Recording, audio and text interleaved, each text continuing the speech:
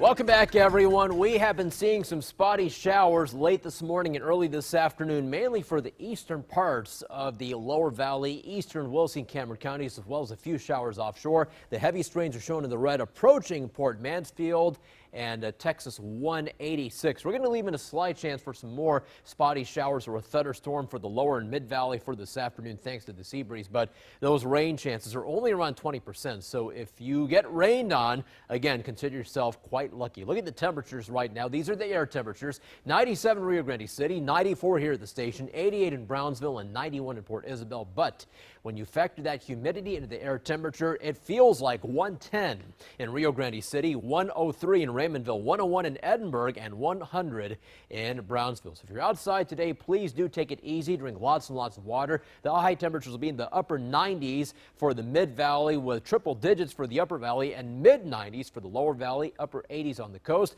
We're going to keep in that slight chance of a spotty shower or thunderstorm for the afternoon. So we are tracking the tropics here at Channel 5. They are certainly active. Here is Hurricane Jose, a Category 1 hurricane with maximum winds of 75 miles per hour. So here is Virginia, here's Maryland and Delaware. Jose moving to the north at 7 miles an hour. And even though the center of Jose is forecast to remain offshore, the effects are already being felt along the east coast in the form of high ocean swells and heavy surf from the mid-Atlantic all the way to New England. And here's the forecast track. Jose is expected to weaken to a tropical storm later this week and then make a U-turn, moving back to the south as a tropical depression.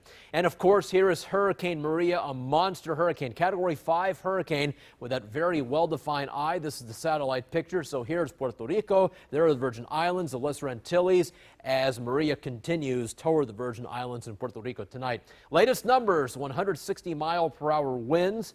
It is moving to the west-northwest at 10 miles an hour. Hurricane warnings in effect for the Virgin Islands as well as Puerto Rico. We expect it to reach those two areas by this evening.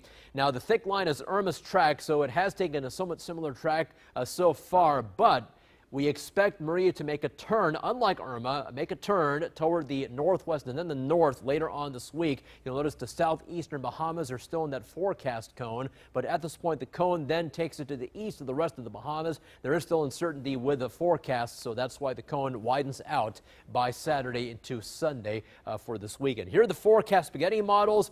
Most of them agreeing on taking Maria toward the northwest and north into the western Atlantic Ocean.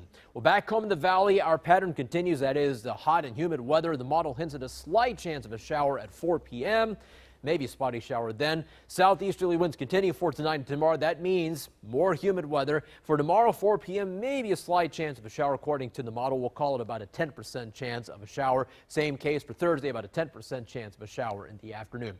On the water, we'll have winds out of the southeast at 10 to 15 knots. Bay waters are moderate chop. And here's that 7-day forecast. The rain chances remain at about 10% for tomorrow, Thursday, and Friday. That's why we're calling it mainly dry. 20% for today, but 10% afterwards. The high temperatures are in the mid-90s for your Wednesday, Thursday, and Friday. At this point, we're calling for mostly sunny skies Saturday and Sunday, mainly dry with high temperatures in the lower 90s, and the morning lows are in the mid to upper 70s. That's your First Warn 5 forecast. Back to you, Gabby.